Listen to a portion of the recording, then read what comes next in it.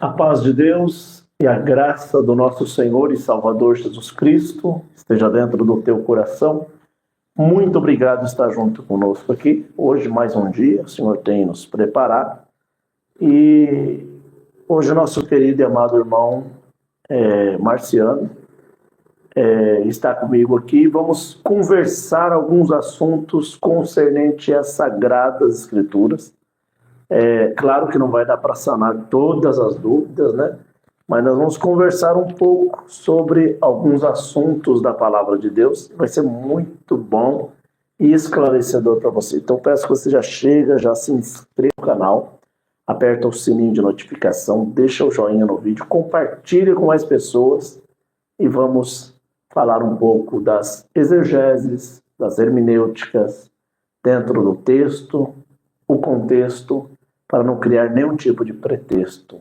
Seja muito bem-vindo, irmão Marciano, está conosco. O irmão Marciano nos ajuda no atendimento na comunidade cristã no Brasil. Foi da congregação cristã no Brasil também. O Senhor converteu ele de uma maneira especial, que daqui a pouco ele também tem liberdade para contar. E vamos conversar um pouco aqui das coisas de Deus, tá bom? Paz de Deus, irmão Marciano. Amém. Deus abençoe, irmão Isaías. Amém, que maravilha. Está preparado para sanar aí umas dúvidas aí que o povo tem? Irmão, como o irmão mesmo já sabe, eu não tenho um diploma, irmão, uma teologia, não sou formado em nada, sou apenas um servo de Deus pela fé, uma vez deixado aos santos.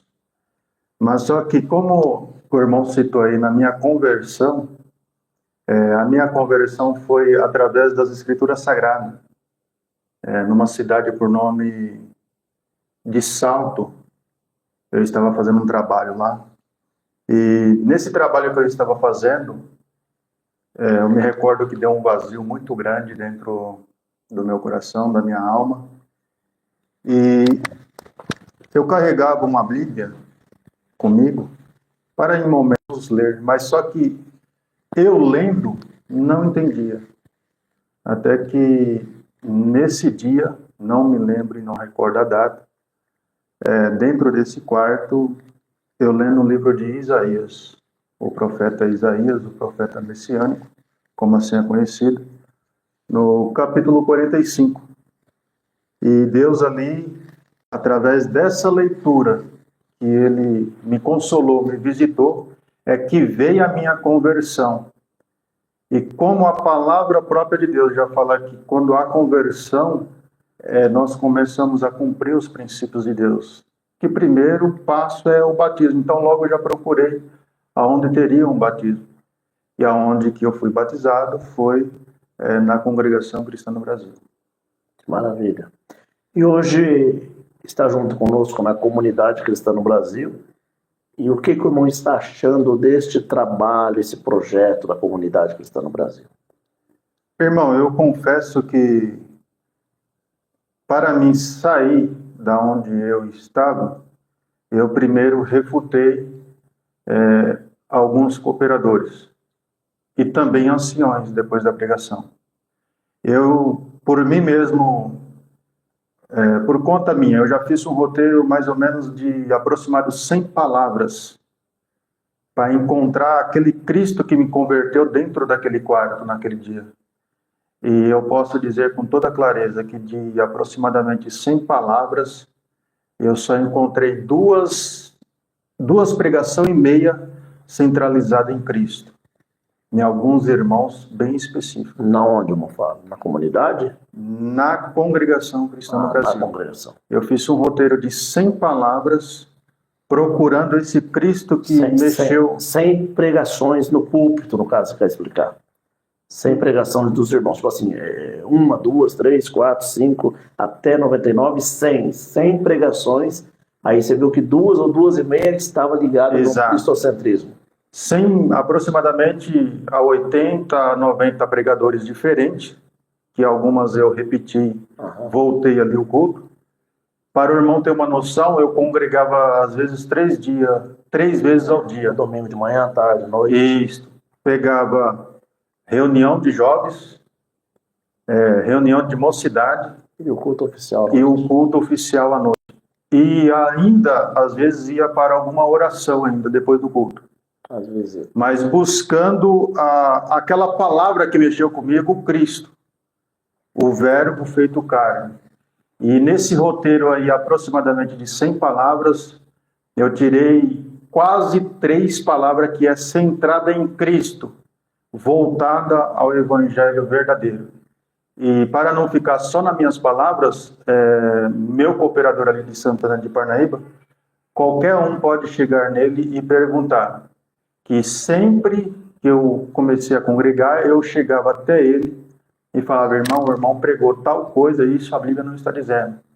Porque, como eu já disse que a minha conversão veio para ler as Escrituras, eu pensava comigo assim, muitos dizem que já estamos no final. Então, pela minha ignorância, eu li todo o livro de Apocalipse.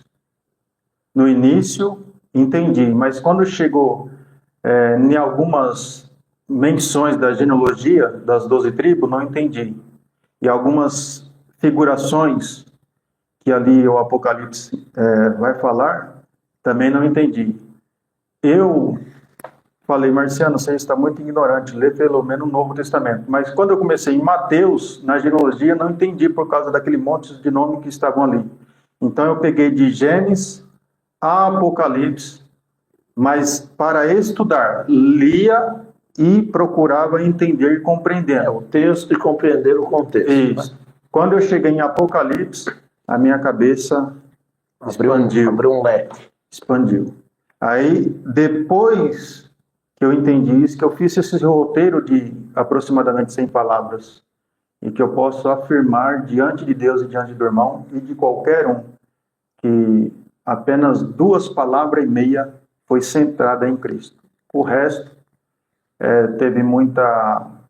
antropocentrismo, exato, triunfalismo, e o que eu vi também entre os irmãos foi a meritocracia, a salvação por obras, ou seja, eu tenho que fazer algo a mais para me ser salvo. Mas nós vamos chegar nesse assunto aí, tá bom? Seja muito bem-vindo vocês que já estão junto conosco. E o assunto hoje, irmão Marcelo, até deixei marcado aqui para nós conversarmos um pouco. Hoje nós vamos falar sobre, o primeiro assunto é dízimos, sobre a palavra de Deus, o que a palavra fala sobre dízimos. Sobre as primícias. Vamos falar o que é uma primícia. Vamos entender, segundo a palavra de Deus, gostaria que você mostrasse para nós, para as pessoas que estão sempre nos ouvindo, para não ficar palavras vagas, né? Ofertas também no terceiro. O quarto, o que é graça no seu consentimento, né? No seu pensamento, o que é graça, segundo a palavra de Deus. E no quinto é salvação por obras, como acabou de falar, salvação por obras. E o sexto é aniquilação. Depois que a carne morre, perece, essa vida eterna, se ela vai ser aniquilada, vai ter vida eterna para sempre mesmo, eterno, ou vai ser no meio ali aniquilado e acabou. Vamos começar então pelos dízimos. Como que você vê a palavra de Deus fala, segundo o entendimento da palavra, que a Bíblia ela não é de individual interpretação, né? A Bíblia, todos têm que entender o que ela está explicando. Né? Pode ser o seu entendimento, o meu entendimento, o outro entendimento. Ela não é de individual interpretação.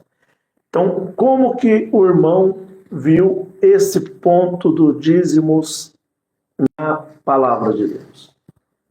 Irmão, para nós chegarmos já exatamente neste assunto, é necessário nós entendermos que a palavra de Deus, ela tem a lei, tem antes da lei e depois da lei, para que nós não ficamos confundidos. Porque a palavra dízimo, muitos vão usar também sobre Abraão, antes da lei. Mas só que o texto-chave para isso, eu já estou aqui com ele aberto, é Hebreus 7.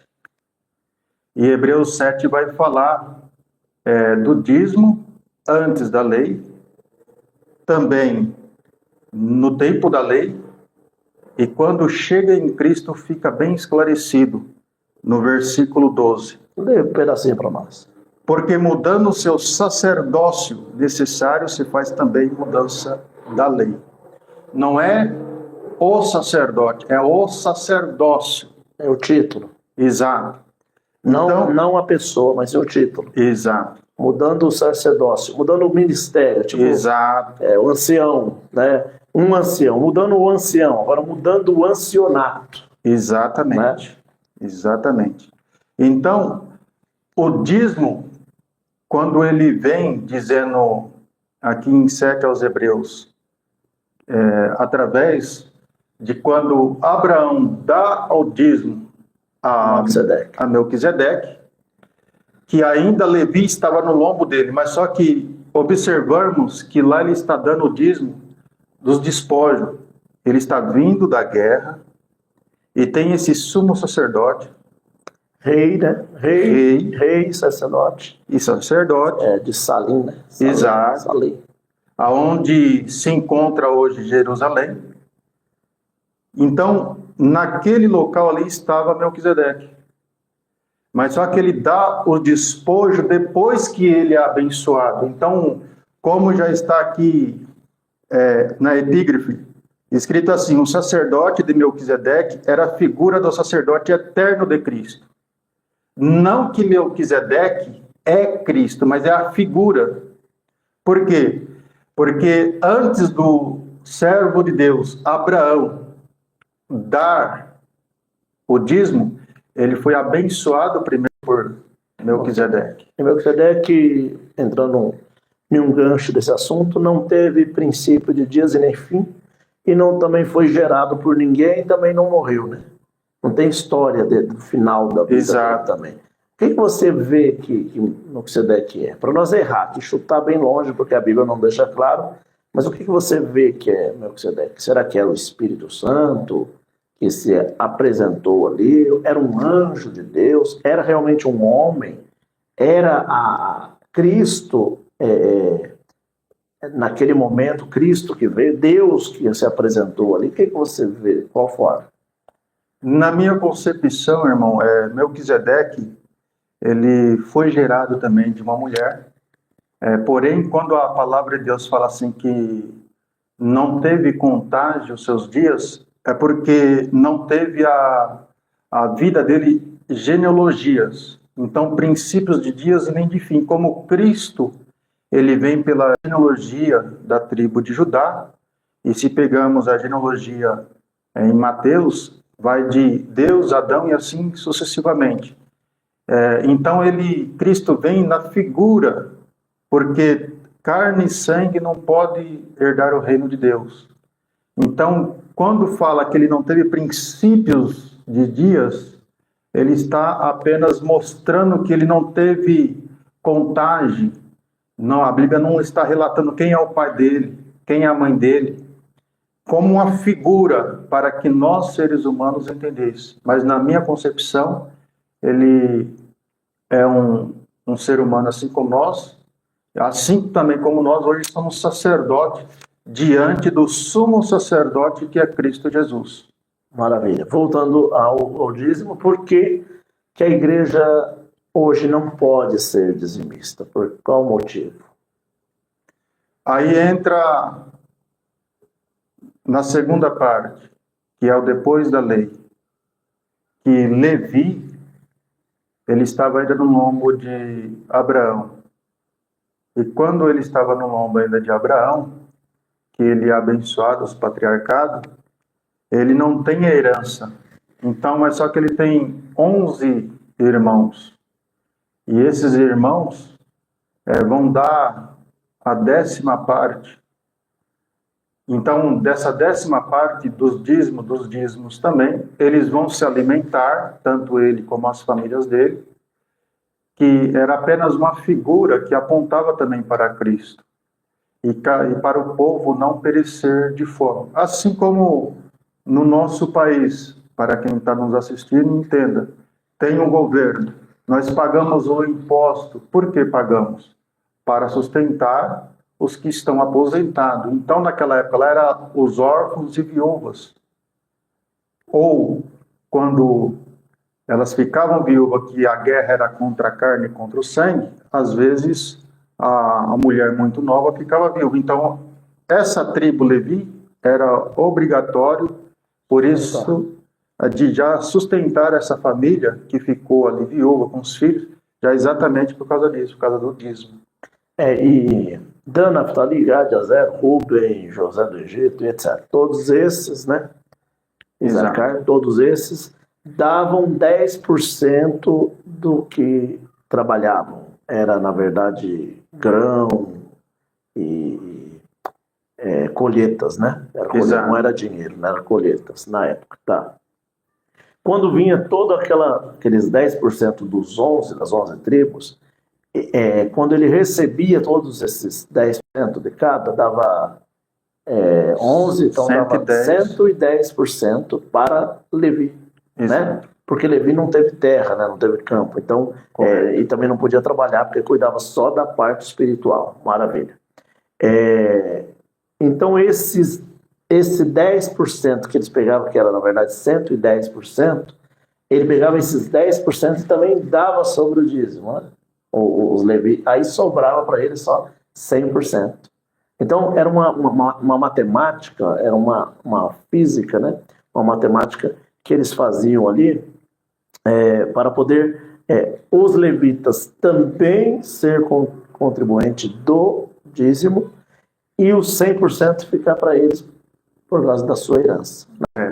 Aí, agora, quando se finda isso, para que quem está nos assistindo entender, quando que se finda esse dízimo que agora se transformou em dinheiro, que está lá em Malaquias 3, 10, 7, 8, 9 e 10, que eles falam, trazei o tesouro, né, todos os dízimos à casa do tesouro. Exato. Vamos lá, como que nós saímos dessa situação? Na verdade, irmão, a própria palavra, ela responde ela mesma. Eu tenho irmãos que são pastores de outras denominações, tenho plena comunhão com eles. Irmão de sangue. Não, irmãos na fé, que são pastores, mas que não recebem dízimo. Se alguém perguntar para mim, irmão, mas o dízimo não é bíblico? Sim, é bíblico porque está na Bíblia. Mas não é válido para os dias atuais. Por quê? Porque em Malaquias, muitos estão citando Malaquias 3,10. Trazeis todos os dízimos à casa do tesouro. Mas só que esquecem de examinar primeiramente o primeiro capítulo, aonde diz, ó casa de Israel. Então está voltado à casa de Israel. Nós não somos Israel, nós somos igreja. Sim. Que Cristo fundou. E muitos, por que eu falei de pastores aqui? Porque eu tenho muitos amigos pastores que não recebem também por pregar, trabalham, assim como nós, pregam o evangelho de graça, e eu conheço dia após dia. Mas só que muitos são astutos, eles causam o sistema, inclusive eu vou abrir aqui uma exceção da página branca da Bíblia. Eles pensam que aquela página branca entre Malaquias e Mateus, então, depois de Malaquias 4, 6, né? Exato. 4, acaba no versículo 6, né? Exato. Aí vem uma página branca no meio. Eles pensam que o Antigo Testamento encerra ali. Não encerra ali. O Antigo Testamento, os 4 evangelistas do Evangelho de Jesus Cristo, Mateus, Marcos, Lucas e João, eles ainda estão citando e escrevendo depois da morte de Cristo, mas a vida ainda de Cristo debaixo da lei. Se nós lermos em Mateus, capítulo 27, 51, quando Cristo se entregou em dura madeira de cruz, e quando houve trevas, e que estremeceu, está escrito que o véu rasgou de cima a baixo. Então, ali que nasce o Novo Testamento, na morte. Mas do capítulo 27, versículo 51 para trás, é tudo debaixo da lei. Mas para astutamente, quem colocou aquela folha branca ali, foi pensando já exatamente nisso, para defender o dízimo, como muitos hoje defendem, e exige os membros a darem, tem até carteirinha que eu conheço, de dizimista. Por quê? Porque eles exigem, reputado sobre ali Mateus capítulo 23, onde é que vai falar dos dízimos, mas ali o Senhor está falando para os fariseus, ele ainda está vivendo debaixo da lei. O que que vai dizer em Romanos capítulo 7, acerca da lei? Fala, se uma mulher for de outro homem, seu esposo ainda estando vivo, ela será chamada adúltera. Ali não está falando de um casamento, está falando da lei. Ou seja, a lei, ela teve o fim dela cumprida em Cristo. Depois de Cristo, não é mais válido o dízimo, ou seja, 10%. Nesse ponto também, se os irmãos que estão assistindo, também o irmão, prestar bem atenção, tem 3 assuntos conscientes a isso. Primeiro é que nenhum outro poderia pegar o dízimo se não fosse o levita. Exato. Não podia Dan, Naftali, Gad, Azer, Rubi, José do Egito, não podia Isacar, nenhum outro poderia pegar. Você pegar ali e falar, vim trazer para você o dízimo. Correto. Você sendo de Dan, você sendo de Judá, não poderia. Por quê? Porque já Deus deixou só uma tribo para cuidar dessa parte espiritual. Então, nos dias hoje, se perdeu. Eu não sei se eu sou de Levi, se eu sou de Dan, se eu sou de Naftali, se eu sou de Gad, se eu sou de Azer. Você não sabe se você é de Judá, se você é de Levi. Então, como você pode pegar um dízimo de alguém que fala, não, eu vim trazer o dízimo, pastor, e você não é de Levi, indo contra as escrituras, pegar o dízimo de alguém e ainda abençoá-lo. Então, nessa parte, já se perdeu a linha. Segunda parte é que a pessoa que recebia o dízimo, ela também tinha que ser um dizimista, né? Exato. Tinha que ser dizimista. Tem pessoas que dão o dízimo, o outro recebe o dízimo e ele mesmo não é dizimista. E dentro dessa questão de ser dizimista, entregar o dízimo e receber o dízimo, era para você levar ao templo o dízimo. Exato. Não à igreja. Então nós hoje não temos templo, temos igrejas. A não ser se você levar tudo lá para o Eide Macedo, lá ele tem o templo de Salomão, né? Os pastores tudo vai para lá e recebe e entrega lá, porque lá tem um templo de Salomão. Mas é uma réplica, né, de tudo do que aconteceu lá atrás.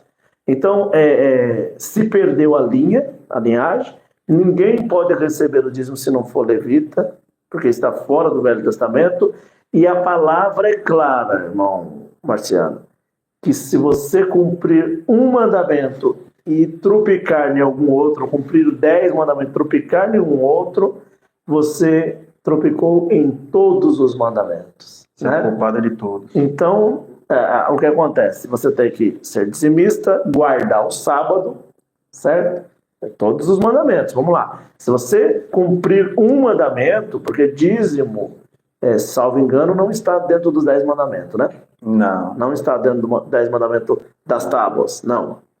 Ele faz parte dos 603 mandamentos. Correto. Certo? De mandamentos maiores, menores, leis mais fracas, mais fortes. Correto. Então são 603 leis, que são mandamentos. E mais os 10 mandamentos que escreveu na tábua. Exato. Certo? Então, ao todo se fez 613 mandamentos. Correto. Do judaísmo ortodoxo, da ortodoxia. Então, se você quer ser dizimista e não guardar o sábado, já desfez todo o seu contato com o dízimo. Se você é dizimista, guarda o sábado e não lava o pé do seu irmão quando ele vem na sua casa, que está na lei dos 613. Quando chegar alguém na sua casa, lava os pés dele. Se você já não lavar os pés, se não lavar os meus pés, Você já descumpriu com o sábado e com o dízimo, certo? Exato. Então, se você tropicar em uma, você perde os 612 para frente.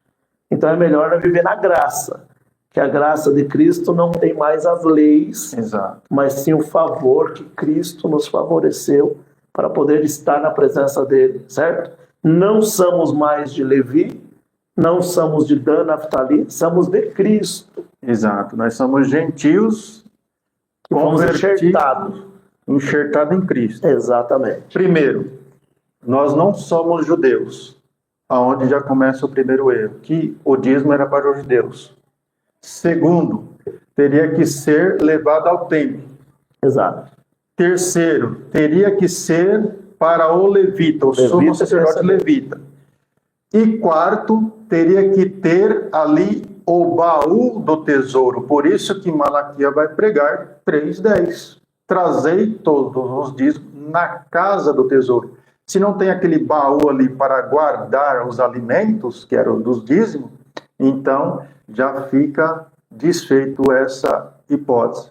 E só continuando aqui o que já lemos no capítulo 7, versículo 12, o 13 fala assim, ó: porque aquele de quem estas coisas se dizem pertencente a outra tribo, do qual ninguém serviu ao altar, visto ser manifesto que nosso Senhor Jesus procedeu de Judá concernentemente a essa tribo, nunca Moisés falou de sacerdócio. Encerrou o assunto. Explica para nós sobre esse termo. Quando fala que nosso Senhor Jesus Cristo está vindo do lombo de Judá, pela promessa de Deus, o Redentor, ou seja, Cristo nasceu debaixo do sacerdote levítico. Então ele veio para cumprir a lei. Ele não veio para derrogar. Então ele estava debaixo da lei, ele cumpria com a lei, porque o sacerdote que estava ali imperando em vigor era Levi, Caifás e Anás. Todos ali teriam que entregar o dízimo para eles, que é da tribo de Levi. Agora, o Senhor Jesus Cristo, depois que cumpriu em dura madeira de cruz, fala que o véu se rasgou do templo. Então, já aí entra uma questão para quem não tem o pleno conhecimento, que estava tudo alinhado no templo. Estava tudo alinhado desde a primeira porta, lá fora que tinha o altar, a bacia que ele se lavava, estava tudo alinhado. E aonde a segunda porta entrava, à direita que estava os pães de expiação, depois aqui o altar dos incensos, e depois aqui a menorá. E na terceira porta estava ali a arca. Então, ali só poderia o sumo sacerdote entrar uma vez por ano. Então, como estava tudo alinhado, se eles adentrassem ali, mesmo o sacerdote na segunda porta morreria, porque estava tudo alinhado. A glória de Deus incendia. Então, se eles entrassem, caía. Mas ali deixou aquela antiga aliança para trás, porque o fim da lei é Cristo. Então, quando aquelas lâmpadas se apagaram no terremoto, que o véu se rasgou, incendiou ali os 7 Espíritos de Deus sobre Cristo, a graça, que agora nos é dada, não por merecimento nosso, mas pela graça que é Cristo. Que maravilha. Espero que esse assunto tenha esclarecido aos irmãos, né? Então vamos para o segundo assunto. Primícias. Como que, segundo a palavra de Deus, o irmão vê as primícias? O que é, como são? Irmão, as primícias, irmão, toda a Escritura, ela vai apontar para Cristo. Até Paulo vai trabalhar nessa questão das primícias, dizendo que Cristo é a primícia de Deus. Mas como entender isso na Antiga Aliança?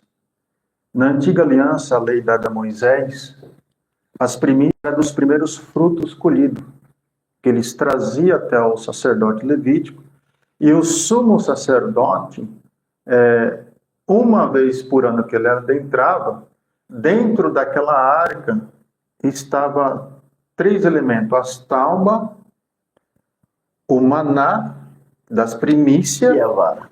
e a vara de Arão que floresceu. Ou seja, o ministério, a providência e a lei estavam ali. Agora, as primícias, ela aponta para Cristo. E para nós, nos dias de hoje, essas primícias, o próprio apóstolo Paulo vai falar que Cristo é as primícias dos que dormem. Ou seja, quando ele foi morto, ele ressuscitou para nunca mais morrer. Correto. Então, é dessa forma que eu entendo as primícias de Deus. Não que eu tenho que... Pega um cafezinho aqui. Pega para mim. Aí nós continuamos já. Vamos lá. Então, a primícia você leva para Cristo e por Cristo. Mas e as primícias que é levado para a igreja, para a obra, para você dar ali diante da presença de Deus? Como que você vê isso? Hoje, as primícias para nós voltarmos a Deus é o culto de adoração. Toda o culto, o benefício que você faz, não para se vangloriar, mas primeiramente para Deus, isso é uma primícia diante de Deus. Quando eu sei da necessidade normal, não precisa eu me vangloriar que eu estou fazendo isso, porque eu saí de um ministério, como o irmão já sabe, que lá eles podem observarem. O irmão, quando leva a cesta básica para os mais necessitados, na testemunhança eles se vangloriam. Então, diante de Deus, eles perdem o galardão, porque está se abrindo para a Irmandade aquilo que a primícia era voltada a Deus, volta a glória para Ele. É assim que eu defino as primícias, irmão. Correto. Sobre oferta na igreja, acho que vamos falar agora, né? Certo. Vamos ver aqui. Vamos chegar agora. Primícias nós já falamos, agora oferta. A terceira parte é oferta. Como que você vê, segundo as Escrituras, as ofertas? Irmãos, a oferta, voltando na antiga aliança, o templo, falando do templo de Salomão, ela foi criada por ofertas, irmãos, voluntária. Foi comunicado a necessidade, e naquela época era a prata, o ouro, quem tinha, dava, foi feito pelas ofertas. E hoje é o que impera para nós na nova aliança em Cristo, oferta voluntária. Nós comunicamos a necessidade diante da igreja e ocorre que voluntariamente, segundo a medida de cada um no coração, se não me engano, isso se encontra em 2 Coríntios, capítulo 9, versículo 7, que está escrito lá assim: cada um contribua segundo propôs no seu coração, não com tristeza ou por necessidade, porque Deus ama o que dá com alegria. Ou seja, eu proponho um valor no meu coração, no meu entendimento, mas que aquele valor que eu proponho, eu não sirva a Deus porque está ainda comunicando. Não, eu faço isso voluntariamente. Não com tristeza ou por necessidade, mas de livre e espontânea vontade, voluntariamente. Maravilha. E isso se torna uma coleta, no caso. Coleta. Uma coleta. Ali, voluntário, você oferece, ninguém sabe o que você ofereceu, foi entre você e Deus. Vamos para a quarta pergunta. Como que você vê a graça? A graça. O que para você é graça?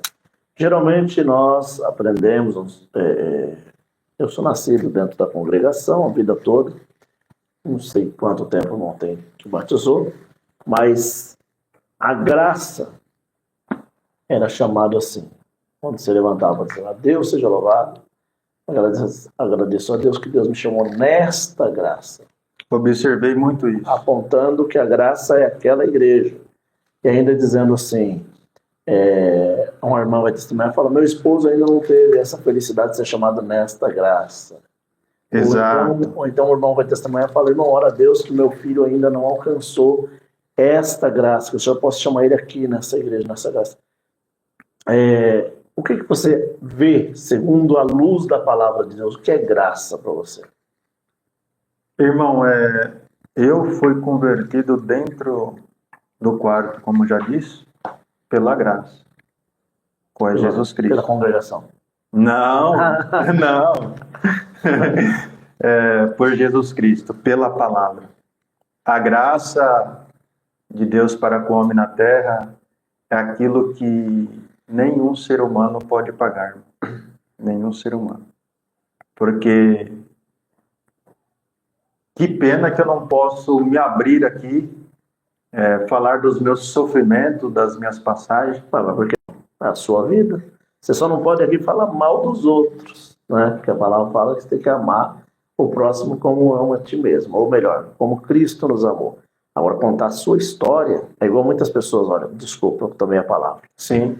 Muitas pessoas falam assim, Moisés fala mal da CCB. Eu não falo mal da CCB. Eu amo a Irmandade da CCB, o Ministério da CCB, são meus amigos, tudo. Eu falo a verdade. E a verdade machuca quem?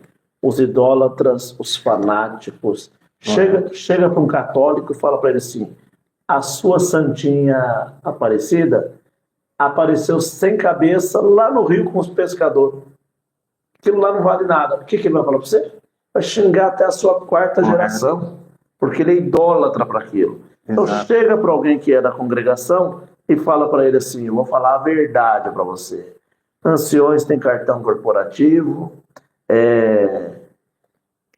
o filho do ministério tem mais prestígio do que o filho da irmã Mariazinha, o irmão Zezinho perdeu a liberdade, nunca mais volta porque não teve sobrenome, mas o filho do ancião, que deram lá um castiguinho para ele, daqui a pouco deram liberdade para ele atender a obra de novo, ou para cantar, ou para tocar, ou para... Então é contra esses prestígios, que o irmão acabou de falar de meritocracia, que eu sou contra.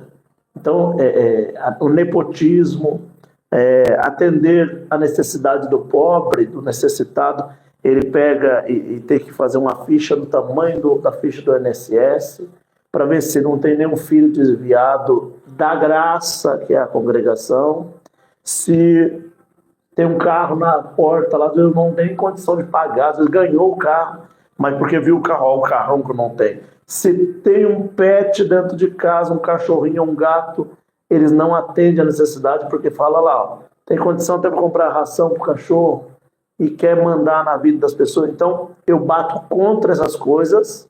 Correto. E eles falam que eu falo mal da congregação. Você acha que eu falo mal da congregação ou falo a verdade? Irmão, contra fatos não há argumento. Eu tenho bastante comunhão com o cooperador meu ali de Santana de Parnaíba, e eu sempre falo para ele, irmão, contra fatos não há argumento. Se o irmão quiser defender a palavra de Deus, nós estamos juntos. Mas se o irmão defender instituição, aí já sai fora da palavra de Deus. Porque a graça, irmão, como nós estávamos dizendo, é Jesus Cristo.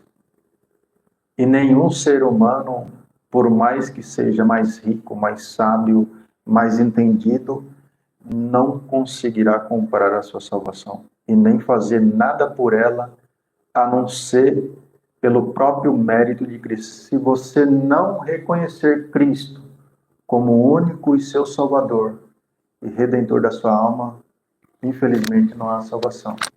Agora, lógico que quando nós somos salvos pela graça,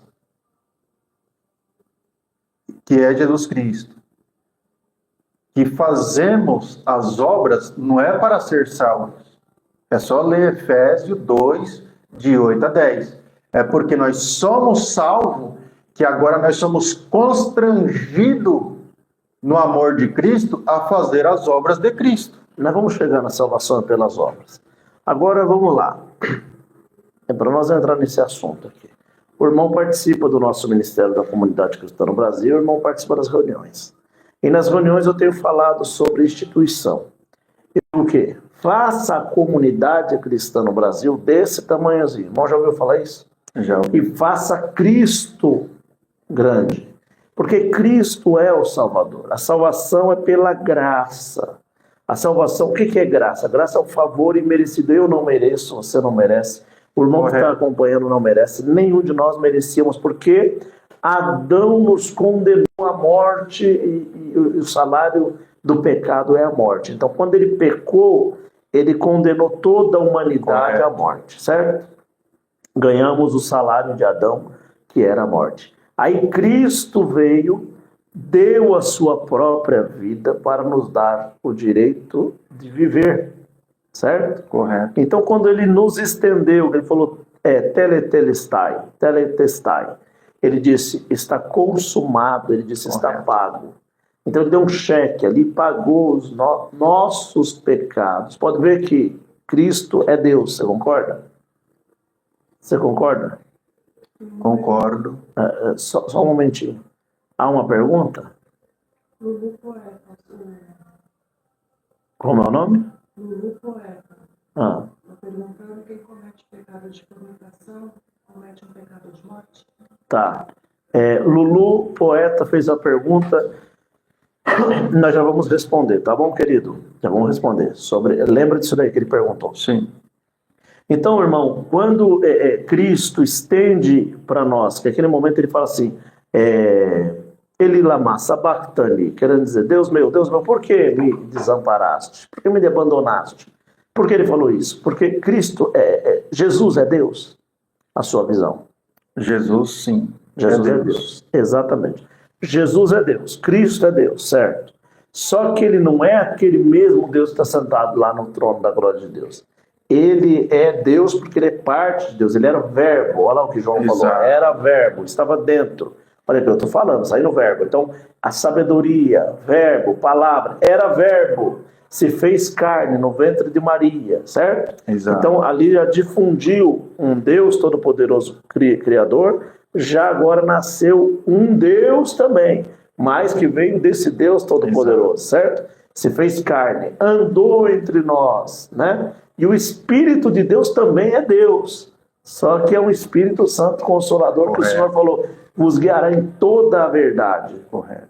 Então são 3 em 1. Nós cremos na trindade, né? Que a própria Bíblia não fala de trindade, alguém vai falar sobre isso, mas vamos lá, trindade, Deus Pai, Deus Filho e Deus Espírito Santo. Pode ver que ele diz assim, vi assentado à destra de Deus Pai, que é a direita de Deus Pai, e do lado dele 7 anjos que guardam e assistem diante do trono de Deus. Pode ver que tem uma passagem na palavra que Gabriel aparece para Zacarias, quando vai falar de João, João Batista, ele diz, eu sou Gabriel que assiste diante do trono de Deus. Exato. Então é um dos 7 anjos hierárquicos, né?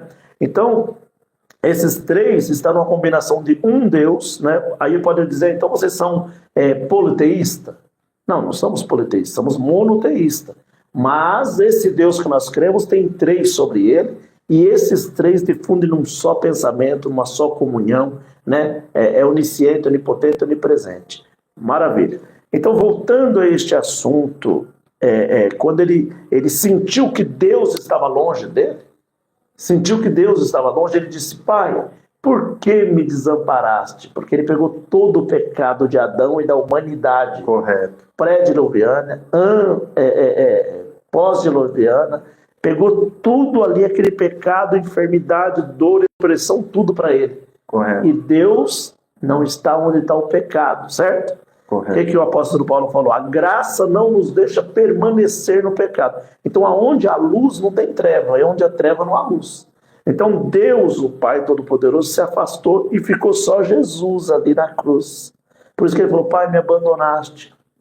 Mas quando ele pagou os pecados da humanidade, aí rompeu os sepulcros, houve o terremoto, correto, e como o irmão falou, rasgou ali o véu do templo, nasceu o quê? O Todo-Poderoso Cristo Supremo sobre a terra, desceu na baixeza da terra, não correto, foi no inferno, né? na baixeza da terra e pregou para todas aquelas almas que estavam debaixo da força da morte, dos agrilhões e do pecado. Aí ele disse assim: eu sou aquele que Isaías pregou, né? O profeta messiânico. Quem crê em mim até depois de morto viverá, que está em João, capítulo 11, né? Então, todos que creram nele foi agora para onde? Para onde o nosso querido primeiro irmão que inaugurou aquele lugar, por nome de Dimas, o ladrão da cruz. Hoje mesmo estará comigo na onde? No paraíso. No paraíso. Então todas as almas dos santos estão ali debaixo do altar de Deus, e Apocalipse fala, no paraíso, certo? Todos ali. Então pela graça sois salvos. A graça é o favor que eu não mereço, mas Cristo nos deu de presente, correto, como uma dádiva. Agora, só para fechar isso aqui, o que o senhor fala sobre esse assunto deste querido irmão que está nos ouvindo, telespectador, falando sobre se fornicou ou adulterou, perdeu a graça, perdeu a salvação? Vamos lá. Há 3 pontos na Bíblia que um crente perde a salvação. Pela pergunta dele, certamente ele já é irmão em Cristo, porque só tem essa dúvida: quem está em Cristo? Não estamos aqui fazendo apologia ao pecado. Mas não é só a blasfêmia do Espírito Santo, que não tem perdão. Quando você resiste à palavra de Deus, não se quebranta, você está blasfemando. E logamente o Senhor deixará seu coração duro. Não te convencerá do pecado, porque você está endurecendo. Então, a primeira é a blasfêmia contra o Espírito Santo. Depois, é a apostasia. Na verdade, o que está escrito lá nas epístolas de João é acerca do pecado de morte, para que nós nem oramos para este, é aquele que se apostatou da fé. Então, é nesse sentido que João está escrevendo uma carta, porque naquela época tinha alguns irmãos entre eles, e alguns se apostataram, voltando não só para as práticas pecaminosas, mas também voltado aos deuses pagãos. Então, isso é apostatar da fé. Exatamente. Se vão deixar tomar liberdade da palavra, apostasia é você sair do cristianismo nato, uma vez que o Senhor nos chamou. O que o apóstolo Paulo está ensinando à igreja de Gálatas? Então Jesus morreu crucificado à toa, ele explica. Por quê? Eles queriam voltar, matar cordeirinho e fazer oferta a Deus de novo, sendo que Jesus é o cordeiro vivo. Correto. É o cordeiro imaculado, aquele sem mancha. Então ele que já foi elevado ao madeiro da cruz como oferta viva para pagar o pecado da humanidade. Correto. Então o que João vê lá no céu? 24 tronos, 24 anciãos, né? E um deles diz: não há ninguém aqui na terra, nem no céu, né? Quer dizer, nem no céu, nem na terra, nem debaixo da terra, nem nos mares, nem no ar, nada. Não há ninguém que é digno de abrir os selos. Mas, poxa, Deus está lá e não é digno? Não, peraí. Deus deu todo o poder e glória para Cristo, para seu Filho, certo? Deus é digno de abrir, claro que é digno de abrir. Sim. Mas ele está glorificando o seu Filho amado, que morreu dura morte por nós, pela humanidade, que é o noivo da igreja, certo? Aí aparece o que na visão? Um cordeiro. Um cordeiro. Aí diz: este é o cordeiro de Deus, este é digno de abrir o selo. Então, sobre o pecado, como perguntou, o nosso irmão João, na palavra, está escrito assim, na epístola de João: filhinhos, não pequeis, mas se pecar, tem Jesus, que é o teu advogado. Então Jesus, o cordeiro que deu a vida, pode advogar essa causa da traição, da fornicação, pode advogar.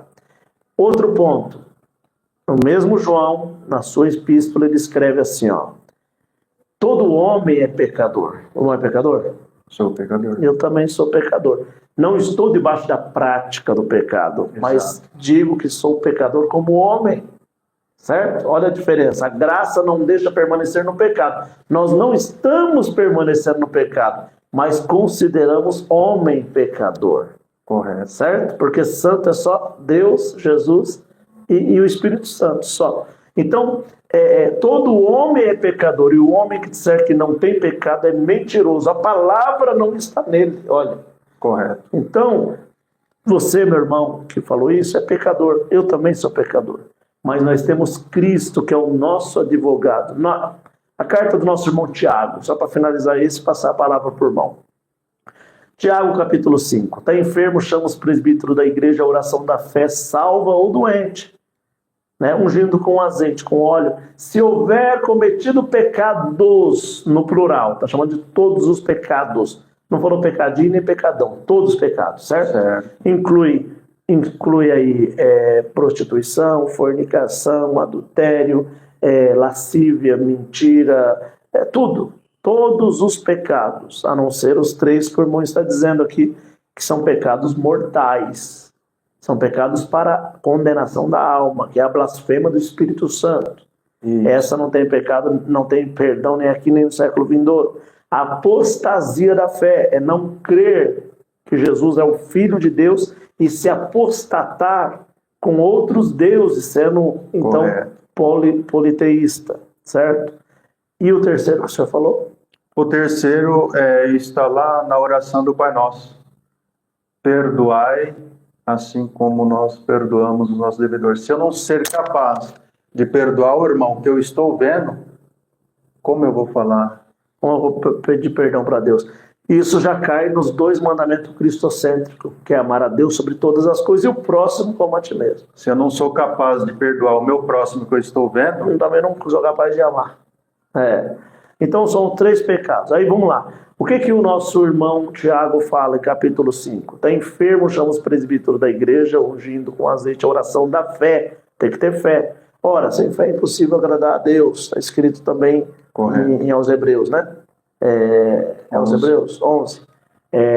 Ora, sem fé é impossível agradar a Deus. Então tem que ter fé. Se aproximar de Deus tem que ter fé. Se aproximar de Cristo tem que ter fé. Você pode se aproximar de Mohammed, de Maomé e ser muçulmano, do Islã. Você pode crer em Shiva e ser do hinduísmo. Você pode crer no judaísmo ortodoxo, que está para vir aí o Messias, igual eles crêem, ficam ali no Muro da Lamentação. Né? Você pode crer em Buda, em estado nirvana, mas você decidiu crer em Cristo, que é o Filho de Deus. Todos esses que eu disse não crê que Jesus é o Filho de Deus. Crê que é um profeta igual a todos, né? Mas nós não. Cremos que Jesus é o Filho de Deus, então não apostatamos da fé. Apostatar da fé é você negar Jesus Cristo e ir para outros deuses. Crer em outras divindades que te levam até Deus. Bom, então agora o Tiago fala, está enfermo, chama os presbíteros da igreja, oração da fé, salva o doente, e se houver cometido pecados, no plural, todos os pecados, lhe serão perdoados. Então é ungindo com azeite. Você quer ser perdoado? Você acredita? Você tem fé? Pode chamar nós. Nós vamos aí, temos autonomia espiritual eclesiástica, mesmo colocando na condição de pecador mero mortal. Mas não é eu que vou fazer o milagre, nem o irmão Marciano, mas sim a fé. Olha o que Jesus falou. Acabou de curar alguém, a tua fé te salvou. Então é a fé. Se você tiver fé, ela remove a montanha do teu caminho.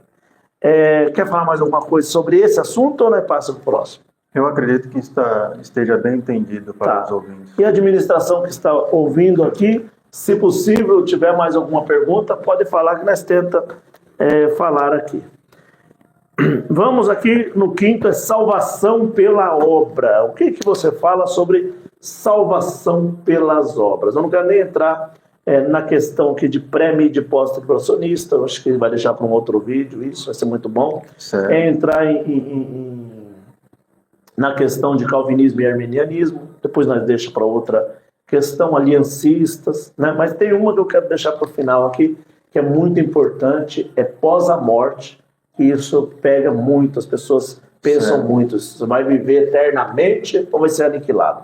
Então vamos para a salvação pelas obras. Tem que ter obra para ser salvo? Ou as obras de Cristo já não salvam? Vamos lá, por favor. Servo de Deus, na minha concepção, o que Cristo fez em duro madeiro da cruz é o autossuficiente para nos salvar e a todos quanto nele crê e obedecer os princípios dele, na nova aliança. Agora, a obra nós fazemos, mas não para ser salvo, porque somos constrangidos no amor de Cristo a ser igual ao nosso Mestre. Lógico que não chegaremos a ser 100% como Cristo, mas só que Cristo nos ensinou é renunciar a esse mundo de pecado e aproximar o possível a cada um próximo a Cristo. Mas eu crer que eu preciso ajudar o meu irmão para mim ser salvo, eu acredito que isso não é cristianismo. Porque se nós pegarmos os espíritas, irmão, Faz muita caridade. eles ultrapassam qualquer ministério. Eles ultrapassam. Então eu vou ter que dizer também que eles são salvos. E eles são cristãos também, né? Você São entendeu? cristãos. Mas o que acontece que as obras eu não faço para a minha salvação. Não, as obras, como está em Efésios 2:10, nós fazemos sim, que Deus nos chamou para as boas obras, mas porque somos salvos, não para sermos salvos. Sim. Eu vou dar uma palhinha sobre isso aí também. Tem algum? Jairo Garcia, ele quer saber por que algumas igrejas não aceitam a barba, tendo em vista que quem criou o homem, criou ele com barba. Qual é o nome? Jairo Garcia. Jairo. Jairo. Irmão Jairo Garcia está perguntando sobre a barba. Se tem igreja, por que alguma igreja não aceita barba, sendo que Deus criou com barba? Segura esse assunto para mim que eu vou tratar isso daí com você já, irmão Jairo. Então vamos lá. A salvação por obra, ela é complexa porque é o seguinte, quando eu tenho que fazer muitas obras para me salvar, eu anulo a cruz do Calvário, o sacrifício de Cristo, porque ele é o único suficiente Salvador que pelas obras dele me fez um salvo, certo? Se eu conseguir fazer obras para me salvar, eu tenho que fazer uma obra maior do que a da cruz. Certo. Aí danou, porque você não quer ser crucificado, né? Eu também não. Ser crucificado, passar toda aquela dor, aquela coisa, não tem como. E para mim me salvar, eu teria que ser maior do que a obra da cruz. Então, como Deus já sabendo, e Cristo sabendo que nós não conseguimos fazer a obra da cruz, que é a maior obra, né? Que é entregar a sua própria vida com martírio, 40-1, chibatada, e pancada, e escárnio, e beber vinho, beber vinagre, vinagre do banheiro dos romanos, Correto. que era colocado no zopo, né? E colocava na boca dele, humilhou-se, e pior, a crucificação, essas de tanguinha, só em Hollywood, só em filme, era nu, como veio do ventre da mãe, 100%. né? 100% nu, no centro da cidade, para poder ali, no lugar da Jerusalém, no lugar da Gólgota, até hoje, e as pessoas passavam e olhavam, eles no alto, nu, e sendo zombado, pancada, e coroa de espinho. Então, que obra maior é essa que vai ter que ser feita para ser salvo? Não tem como, não tem como. Não é você levar uma cesta básica para o vizinho que você tem uma obra. E depois disso ainda, no despontar do terceiro dia, você tem que se auto-ressuscitar, o qual nós não conseguimos. Exatamente, nem Lázaro, que era amigo de Jesus e andava com o Senhor Jesus, não conseguiu se ressuscitar, né? Aí o Senhor foi lá para ressuscitar ele no quarto dia. Correto. Então vamos lá. A obra de eu levar uma beneficência ali, ou levar uma caridade ali, ou levar um pão para alguém ali, isso não quer dizer que é para minha salvação, como você explicou. Mas sim, está escrito assim, aquele que sabe e pode fazer o bem e não faz, comete pecado. Então, quando eu sou um cristão, eu não tenho mais obras. As obras, o apóstolo Paulo disse que eu não vivo, é Cristo que vive em mim. Então, as minhas obras é de Cristo. Correto. Então, quando eu vejo o meu irmão na necessidade, eu cumpro o que está em Atos dos Apóstolos. O que está? A comunidade cristã em Jerusalém não padecia de necessidade. Correto. Capítulo 2, mais ou menos. Porque um cuidava do outro. Eu sabia que você estava em grande necessidade, então eu vinha e cuidava de você. Mas quando eu estava em necessidade, você também cuidava de mim. Vamos para Tiago, no capítulo 1, do versículo 27. A verdadeira religião santa, justa, imaculada para com Deus, o Pai, é esta. Qual? Congregação Cristã no Brasil, Assembleia de Deus, Comunidade Cristã no Brasil, Deus e Amor, Igreja Católica? Não. É a que cuida dos órfãos e das viúvas nos dias das vossas tribulações, livrando da corrupção. Correto. Você entendeu? Então, o que acontece quando você faz o bem para alguém, estende a mão para alguém, não é você que está fazendo isso porque você é bom ou deixa de ser bom, para ser salvo ou deixar de ser salvo. É porque Cristo está em você e Ele é o amor. Correto. Certo? Então, eu acho que está explicado isso daí. Não somos salvos pelas nossas obras, porque se você for salvo pelas suas obras, isso não quer dizer que não tem que fazer o bem. Aquele que sabe pode fazer o bem, não faz, está na palavra, comete pecado. Então você vai fazer o bem, mas não com essa troca de barganha. Eu vou fazer o bem porque eu quero entrar no céu. Não, vou fazer o bem porque Cristo vive em mim. Eu vou fazer o bem e vou ganhar uma casa. Vou fazer o bem e vou ser abençoado com um carro. Aquelas barganhas. Vou entregar isso para ganhar aquilo. Isso daí é totalmente fora. Vamos ao pedido que a administração trouxe para nós aqui. O irmão Jairo. Do irmão Jairo, que falou a barba. Como você vê essa situação aí da barba aí? Olha, irmão, é uma pergunta que, na verdade, no meio cristão não poderia nem existir, porque é natural do homem. Cristo tinha barba. E ele foi escarnecido também porque arrancaram a barba dele, mas não porque é para nós fazermos a barba, se referindo a isso nas Escrituras. É porque era para humilhar Cristo. Porque o judeu naquela época, se cortasse a barba, pode lembrar de Davi. Davi mandou aqueles homens lá para poder dar um auxílio lá para os filisteus. Correto. Né?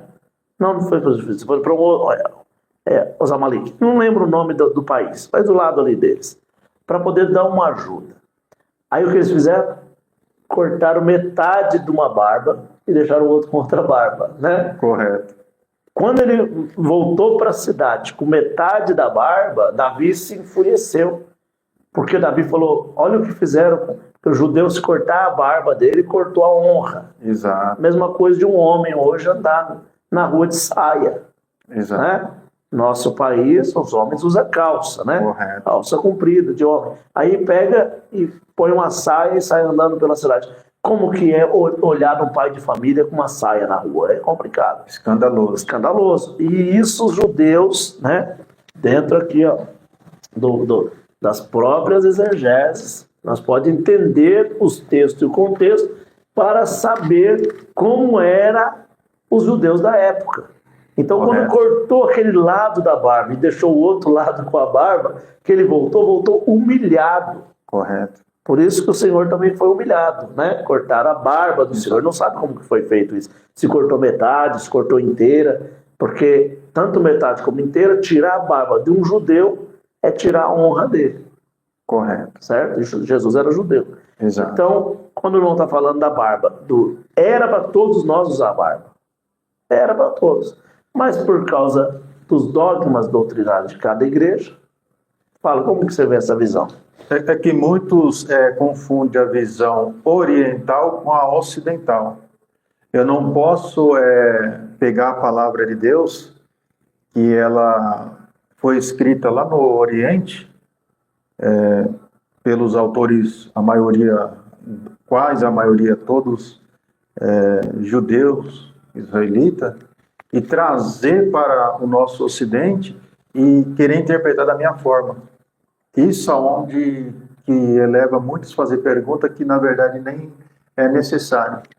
Porque você, aqui no nosso país, nós despida a nossa barba, ou você usar barba, isso não interfere na sua salvação, isso só é apenas dogmas humanos, Uso e costume. usos e costume. Se nós formos lá para o Oriente, Jesus Cristo ele usava apenas também um vestido, mas um vestido masculino que eu sinto no lombo dele. diferente das mulheres, mas todos eram vestidos. Então, em questão aí só é de usos e costumes, e acredito que se nós e tantos outros ministérios fazer o que nós estamos fazendo, mostrando a verdade, todos os irmãos que estão nos assistindo e os que hão de assistir, crescerá na fé, e em vez de nós ficar com essa rixa, essas picuinhas besta, nós vai ganhar mais almas para o reino do que ficar um querer matar o outro na fé. Exatamente. A minha igreja é boa, a sua não presta. Aí você fala, não, a minha que é melhor, a sua não presta. E fica nessa rinha e ninguém cresce. Nós não vamos aceitar as que realmente são seitas. Existe a seita. Isso.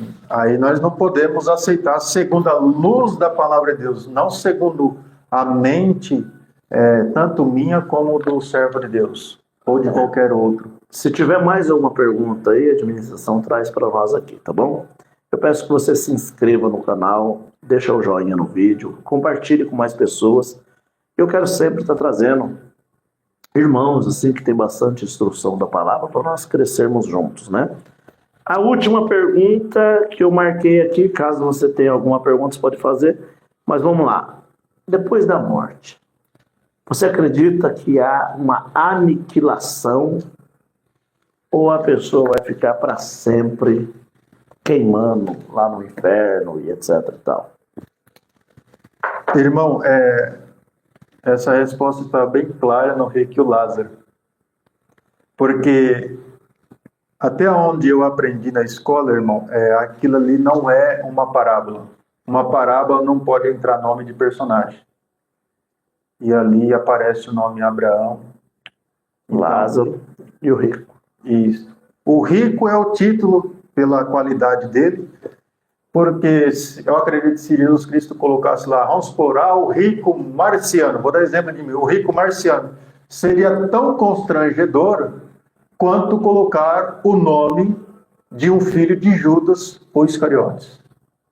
Você pode ver que na nossa cultura não tem gente por nome de Judas, porque é constrangedor. Então, Cristo, olhando a esse ponto, ele não falou o nome do rico, mas falou de pai Abraão, porque ele creu em Cristo. Então, sobre a pergunta, o rico quis voltar, ele está tendo uma conversa ali, pai Abraão, aí, molha aí o seu dedo, porque aqui está muito calor. Aqui a coisa está feia. Aqui, Deus que livre nós, né, irmãos? Aqui então ali ele não estava dormindo, ele estava totalmente consciente, a alma dele. Então, no caso, acabou de morrer, você não vai dormir como muitos pensam, já está acordado. Do outro lado. Acordado. Ou a sua pessoa, quem está em Cristo, vai para o paraíso de imediato, aguardando a ressurreição. Quem não está em Cristo, infelizmente, vai para onde muitos, ou melhor dizendo, não querem ir. Mas se não viver Cristo, vai para onde o rico vai. E não terá o fim da alma. Que Deus vai deixar que muita pergunta, desculpa, rapidinho, muitas pessoas perguntam isso. Deus é tão ruim assim, que vai deixar a pessoa sofrer pro resto da vida lá? Mas não é Deus que está escolhendo, é a pessoa que está escolhendo. É a pessoa que escolheu. Nós estamos aqui falando do Evangelho, e do lado aqui está um barulho terrível de funk, o povo dançando, pulando. Eles poderiam estar escolhendo, tá igual você aí, ouvindo essa live, aprendendo cada dia mais, um com o outro, mas não, estão querendo dançar, pular, curtir a vida. Exato. E não sabe que a vida é 80 anos, e depois enfado, câncer e fadiga, e depois viver eternamente. Eternamente aonde? Aonde Deus é justo ou injusto de te mandar para algum lugar? Não, ele vai te mandar para onde você está escolhendo, ué. É você que está escolhendo. Né? Pera, tem mais uma pergunta aqui, né? Qual que é? Lucas Pacheco. Irmão Lucas Pacheco. Não, sobre o dízimo, gostaria que explicasse o conceito do dízimo no Velho Testamento, a diferença de dízimo e oferta, e se no nosso trabalho na obra de Deus pode ser considerado dízimo, pois estamos oferecendo o nosso tempo. Então, nós falamos sobre o dízimo no início, né? Correto. falamos sobre o dízimo no início. Não sei se o irmão estava tá desde o início. Não. Então o irmão volta à live, nós já falamos. Primeira questão foi o dízimo. Mas se o irmão permitir, eu falo aqui rapidamente. Vai lá, por favor. O dízimo, a palavra dízimo, por si só, ela quer dizer 10%. Você pode buscar esse conhecimento. A palavra dízimo por si só quer dizer 10%. Diferente da oferta, que está em 2 aos Coríntios, capítulo 9, versículo 7, que é voluntariamente. O que você propõe no seu coração, você entrega à obra de Deus. Mas você não pode considerar dízimo como oferta, porque dízimo já estipula a quantidade. Um exemplo, você ganha R$1.000 um mês? R$100. R$100 é obrigatório para você dar, mas não para a igreja. Você tem que ir até o templo de Salomão. Entregar na mão de um levita. Mas não é o templo de Macedo, não. Pelo amor de Deus, ali é o templo de Macedo. O templo de Salomão foi destruído no ano 70. Então você teria que ir até lá, entregar para o sumo sacerdote ou para o sacerdócio da tribo de Levi e colocar ali no baú do tesouro. O grão. O grão. E não o dinheiro. E não o dinheiro. Então fica contraditório essa questão para nós querermos viver a antiga aliança com a nova aliança. Com a nova aliança. Porque Cristo cumpriu, e ao cumprir a antiga aliança, o fim da lei é Cristo. Você não entrou desde o início, irmão? Coloca, por favor, volta a live, depois nós estamos terminando já. Irmão, volta lá atrás e pega desde os primeiros, são 6 ou 7 assuntos que nós trouxemos aqui. Quantos estão participando conosco aí? 226 pessoas por minuto, né? Equivale aí a 2.200 pessoas. Deus abençoe a todos que estão assistindo. Os que não são inscritos, por favor, se inscreva, né? No nosso canal. Deixa o joinha. Você quer fazer uma pergunta? Pode fazer, a administração está aqui. Vai passar para nós vamos falar aqui com você, tá bom? Aniquilação. Para finalizar aqui, o que nós marcamos. Agora, se tiver alguma pergunta, pode falar, por favor. Tá? Maria da Graça pergunta: o que as irmãs fazem no uso do véu? Quais são as igrejas de seita? Tá. Maria da Graça, nós já vamos explicar para a irmã sobre o véu e sobre a seita. Então, aniquilação. Aniquilação, tem muitas pessoas que crê, irmão, sendo cristão, crê que quando morrer, vai a sua alma para o Sheol, o inferno, o Hades, etc. Tal. Aí chega ali no inferno, aquelas pessoas vivem por um período de tempo e depois Deus aniquila e acaba aquele sofrimento. É esse o ponto. Agora tem cristãos que também acreditam que não. Acredita que sim, vai cumprir aquela palavra que diz que o fogo queima e o bicho não morre. Não morre. Então quer dizer, já não é nem chamado de pessoa, nem de alma, é chamado de bicho, né? Uhum. Outro assunto é que o inferno não tem moradia ainda, né? O inferno vai ser estreado. Ele vai para aquele lugar onde o rico foi. Ele fala que está muito quente, há entre nós um abismo, né? E o inferno, o largo do fogo, e o abismo e a morte, o diabo, todos serão jogados lá, junto aos seus anjos, e todo o povo que vai com ele vai ser lançado lá, e ali vai viver eternamente no largo de fogo no inferno. Né? Então, o inferno ninguém foi ainda, como no céu também ninguém foi. Sim, entendeu? Né? Ninguém desceu, ninguém subiu ao céu, a não ser aquele que desceu.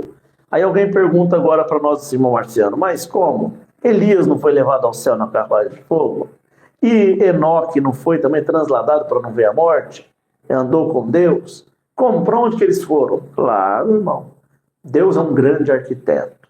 E ele criou os mundos, como está em 11 aos Hebreus, está escrito? Ou, não lembro se é aos Hebreus, está escrito assim: pela fé os mundos... 11 aos Hebreus. Aos Hebreus. Os mundos foram criados. Então, pode ser, não estou certificando, mas pode ser que este lugar, o altar de Deus, debaixo do altar de Deus, que é o paraíso, é um desses locais que Deus criou, né?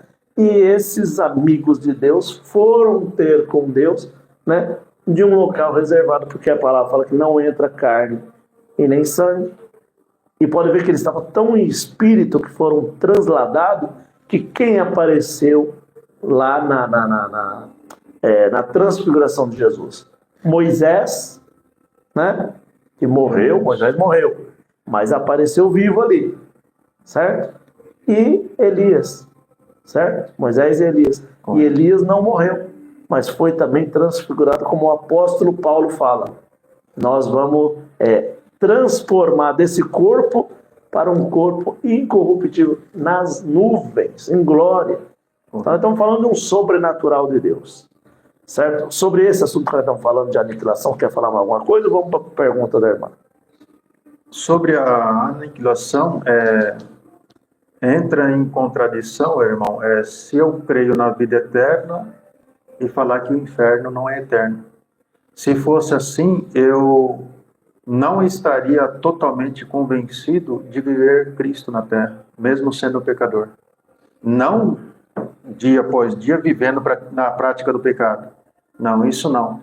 Então, para que eu acreditar na vida eterna, mas sabendo que eu posso me usufruir por alguns anos, alguns dias aqui na terra, nos deleites da minha carne, sabendo que eu irei, depois da morte, viver apenas por alguns tempos, mas depois vou deixar de existir. Então entra em contradição. Se a vida é eterna, logo a condenação também é eterna. Eles se asseguram, irmão. Dá uma ouvidinha para ver se está saindo esse barulho aqui, se a nossa voz está bem. Porque está um barulho muito forte aqui fora. Tá. Eles se asseguram, irmão, os que creem que vai acabar, na verdade, acabei de colocar o nome, aniquilar, os aniquilados, os que acreditam na aniquilação, né? Eles acreditam, eles se apegam naquela parte que fala que aqueles que estiverem no céu, se diminuir o que está escrito aqui, vai diminuir o fruto da vida também para eles comer, se alimentar, e assim perecerão.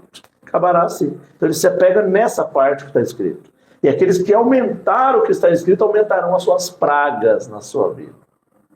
O que você diz quanto a esse ponto? Nessa visão dessas pessoas que acreditam assim. Aí eu volto à fala de Cristo, que ele fala assim, errais por não conhecer as Escrituras. Porque em Isaías está escrito que a terra, ela é uma gota num balde. Ou seja, você pega uma xícara dessa daqui, coloca uma gota, ainda tem bastante espaço, certo? Mas só que também em Isaías está escrito que o céu é medido a palmos. Ou seja, o céu é muito mais extenso e muito mais amplo do que a nossa mente consegue imaginar. Tem lugar para todos os quantos se achegarem a Cristo. E alimento nunca faltará na vida eterna. Porque nessa questão ele está dizendo assim, se você tirar o que está escrito aí, será tirado o seu fruto, do seu alimento. Né? Então nessa parte que ele se afirma. Você acredita realmente que vai ser tirado esse fruto seu, se você tirar o que está escrito? Na verdade, está escrito no livro de Apocalipse, certo? Ali está falando da pregação verdadeira da palavra. O servo de Deus, o apóstolo João, ele está mencionando ali, se eu começar a contradizer a palavra. Como um exemplo, está escrito lá, o povo da grande tribulação. Daí vem uns que não querem passar por tribulação. Você nunca passou por tribulação, irmão? Eu já passo direto, todo dia. Então nós somos o povo da grande tribulação. E muitos pensam que a igreja vai ser tirada algum fruto. Mas tem uma questão nessa parte da grande tribulação que fala que nunca houve igual. Exato. É uma grande tribulação que nunca houve igual, né? Exato. Aí nós vamos entrar no que nós falamos que não ia entrar, que é o quê? Pré, mid e pós-tribulacionista. Se você quiser entrar, nós entra aí. Não, deixa para a próxima. Para a próxima. Então tá bom. Vamos responder a pergunta da irmã que falou. Qual é o nome da irmã? Maria? Maria da Graça. Pode falar o que é? O verbo. Ah, por que as irmãs usam o véu? E quais são as igrejas sectárias, né? Vamos lá. Primeiro, sectário significa, se você olhar no dicionário, você vai ver que é um isolamento, é pessoas que não se misturam, são grupos isolados que não se misturam com outras igrejas. Então é muito fácil você detectar um sectário. É assim, a tua igreja que você frequentava lá, ela vai em uma outra igreja visitar, como a Assembleia de Deus, Deus e Amor Universal, ela frequenta junto lá um dia? Os anciãos de lá, os cooperadores, vai lá e visita, congrega. Quando eles vêm, é aceito também para pregar a palavra, dar um recado? Sim ou não? Não. Não. Você nunca viu? Eu sempre observei essa questão, inclusive tratei com o cooperador de Santana, acerca até mesmo porque os irmãos costumam chamar os outros de primos. Primos, sectário. Daí ele não soube me responder, ou não quis me responder. Mas só que isso eu sempre observei que há essas indulgências lá entre os irmãos. Exatamente. Então, o que é um sectário? A palavra sectária, ela não é seitária, ela é sectária. E trouxe para a nossa língua sectário, tá? A minha igreja, a Comunidade Cristã no Brasil, não pode visitar a Assembleia de Deus, nem a Deus e Amor, nem isso, nem aquilo. Então, quando eu não visito essas igrejas, não tenho essa comunhão de estar junto, eles também vêm na minha, são tratados como testemunhados e etc., jogado de lado, pode ser batizado 50 anos, mas como não batizou na minha igreja, então eles não fazem parte do meu time, do meu clã, eles são isolados lá. Isso quer dizer que eu faço parte de um grupo isolado, já entra numa questão de sectário. Segunda questão que você fala que realmente é um sectário, é que quando outros livros como esse, daqui tá vendo os livros aqui na mesa? Como esses livros é mais fundamental do que a palavra. Vamos lá para o livro de Mormons. Ó, isso daqui é um sectário. Ó. Vamos lá. Além deles serem isolados, e eu tenho carinho por eles, faço podcast com eles, gosto deles como pessoa, mas tenho que falar a verdade. Correto. A Bíblia é reta. Então, além da Bíblia Sagrada, dá para ver bem aí? Tá dando bem para ver? Além da Bíblia Sagrada, eles pegam um novo, olha, a outra Bíblia, olha lá, o livro de Mormon, outro testamento de Jesus Cristo. Então, eles usam a Bíblia e, além da Bíblia, eles usam um outro testamento. Então, isso aqui já é um sectário. Por quê? Além deles serem isolados, que não frequentam nenhuma outra denominação junto, eles têm um grupo isolado deles, ainda tem um outro livro que descarta a Bíblia Sagrada. Então isso é um sectário. Agora, da onde você veio, da onde eu vim, são meio sectários. São meio, não são completos. Né? A Congregação Cristã no Brasil não são completos sectários. É meio sectário. Por quê? Porque eles não têm um livro desse, que é um outro mandamento de Jesus Cristo, que supera a Bíblia. Não, eles creem na Bíblia, ainda que mudou o estatuto e não crê mais que a Bíblia é a palavra de Deus, mas sim contém a palavra, neste momento eles pecaram. No primeiro tópico está lá escrito contendo. Então, se eles creem que contém, eles conseguem dizer o quê? Que parte é inspirada e parte é humanizada. Como ontem mesmo Deus deu na palavra, chega na parte de Mateus capítulo 4, quando vai citar a palavra diabo, ou até mesmo no finalzinho Satanás, eles pulam. Eu já observei isso. Chama de inimigo e adversário. Exato. Por quê? Por que eles fazem isso? Porque eles têm medo de citar a palavra. E a palavra é a palavra de Deus. E quando está narrando ali a pontos da palavra que fala sobre esses tais, ele não está adorando e nem orando uma oratória para tal. Não. Ele está dizendo o que aconteceu. Foi, então, Jesus tentado pelo diabo. Correto. Certo? É uma história do que aconteceu. E o que ele disse ao diabo? Vai-te, Satanás. Só a Deus servirá, só a ele adorarás. Acabou. Então, a igreja que tem um livro que é superior à Bíblia Sagrada é sectária. Que não se une com as outras que são cristãs é sectária. Então a congregação ela é meia sectária. Isso. Por quê? Porque ela só tem a Bíblia, mesmo não crendo que é a infalível palavra, crê que contém a palavra. Então, nesse ponto ela já pecou, porque a Bíblia é a palavra de Deus. Correto. Moisés não conheceu Adão, mas foi inspirado pelo Espírito Santo e escreveu a história de Adão.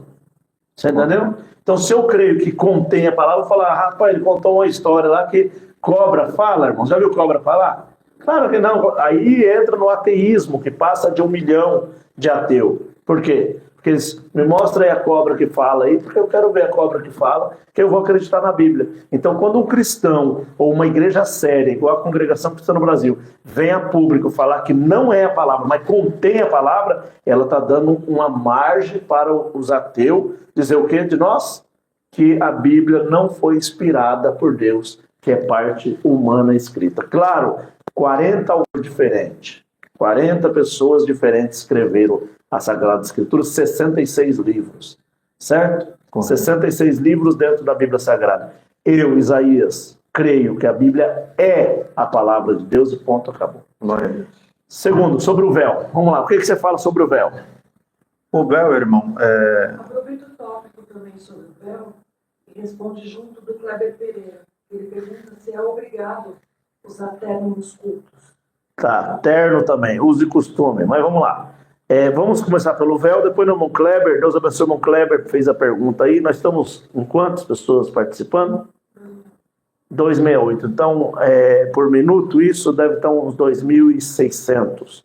2.600 pessoas por minuto junto de nós. Por favor, se inscreva no canal. Se está gostando? Os irmãos estão gostando do comentário? Tá tendo muita pancada em mim aqui?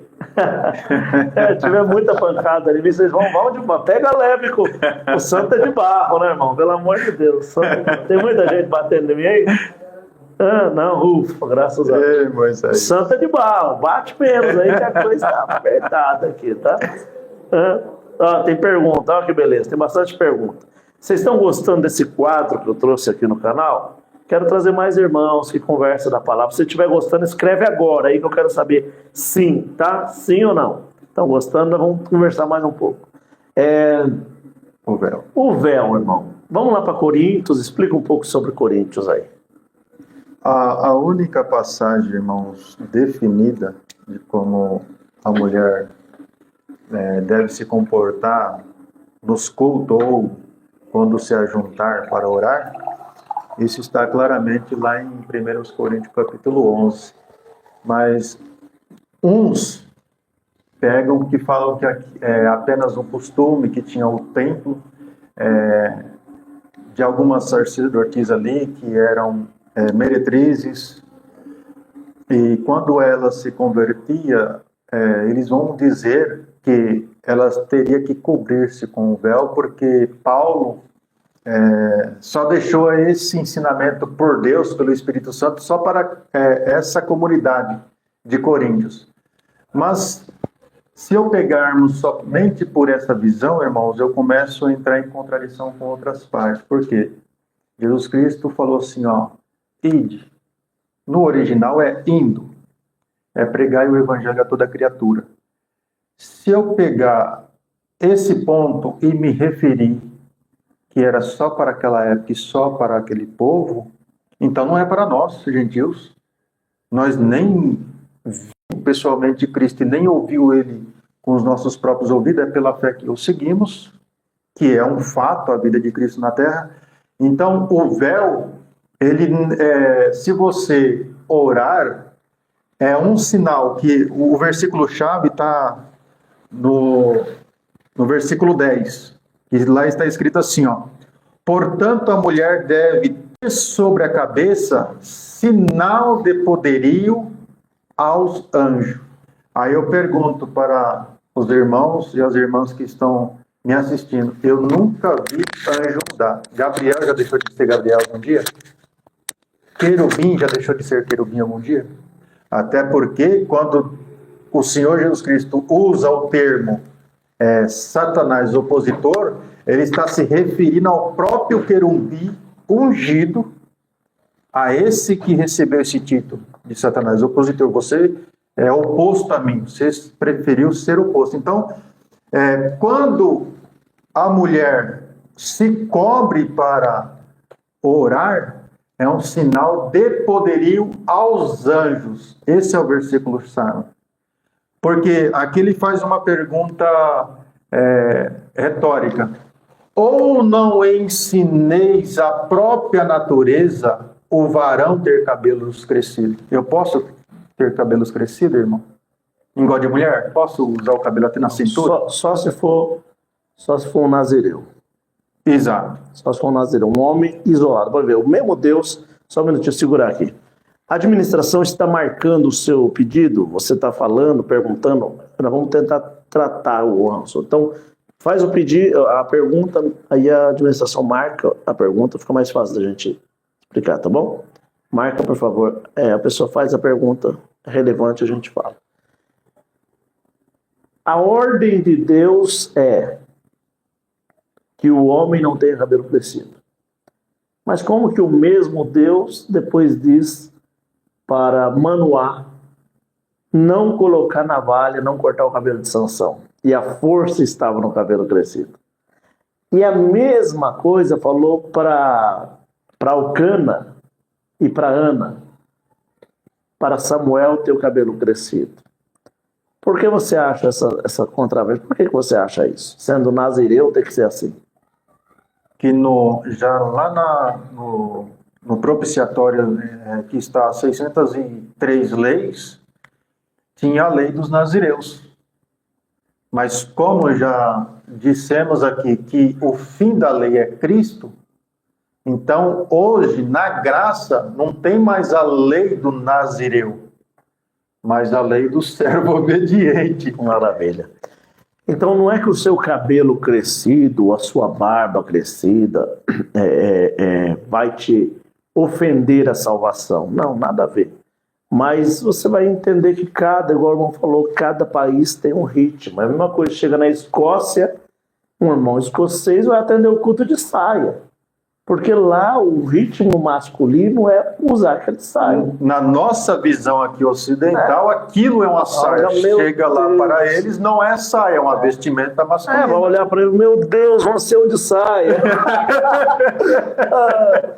E cumprir com de saia, não, mas não é com de saia, porque seguindo a lei do país, certo? Mas a graça não é compatível com a lei. Claro, mas a graça... Para você servir ao Senhor, não precisa estar casado no acordo da lei do país? Sim, porque senão nós ia fazer igual o povo que casava com 7 mulheres, né?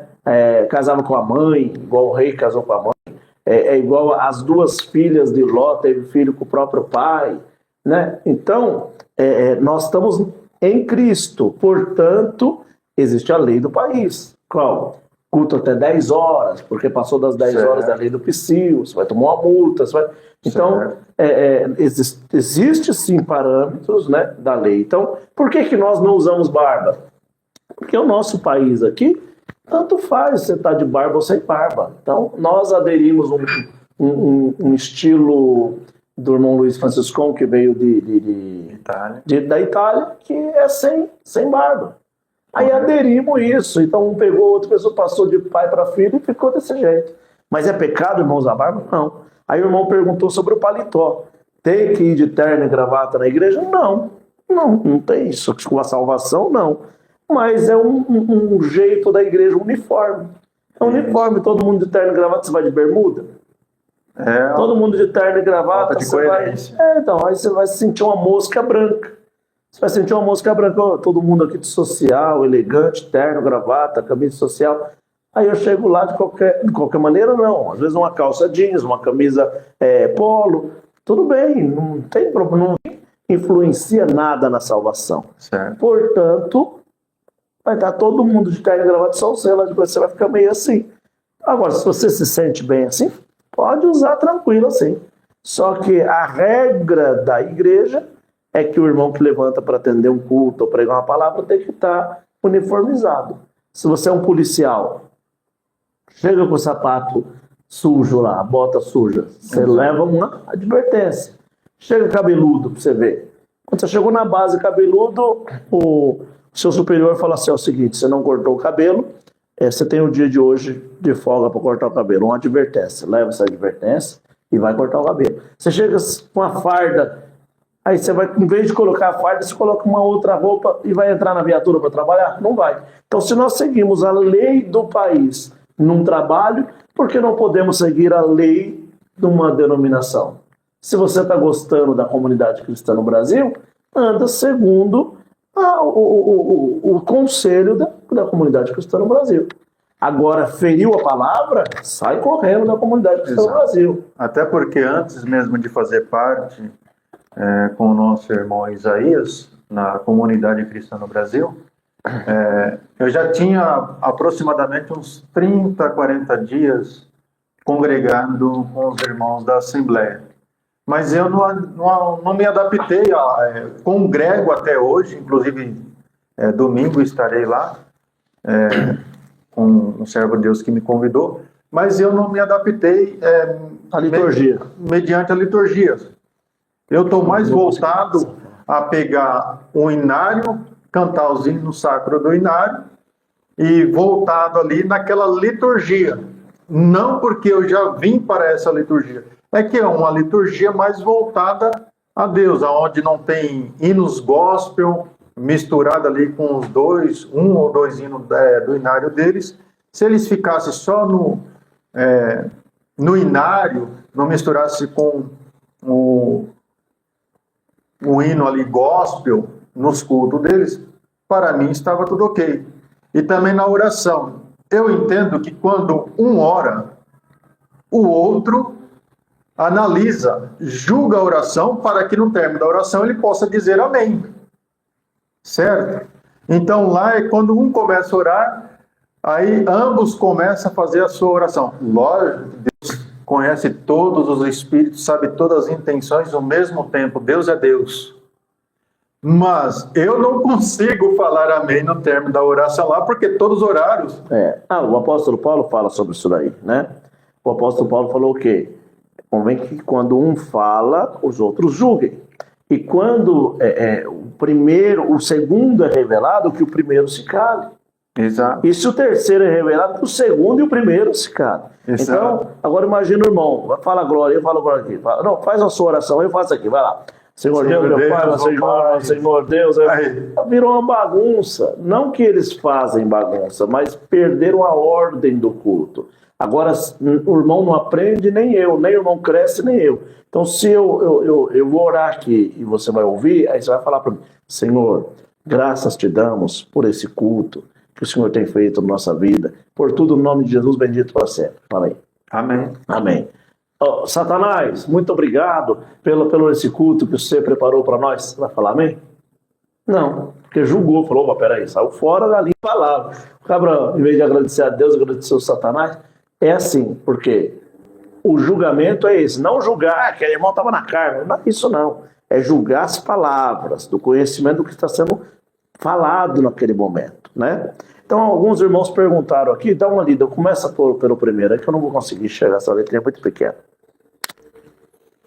Alana Silva quer saber se já estamos passando pelo Apocalipse nesses tempos, e se vamos passar pela tribulação com o anticristo ou não.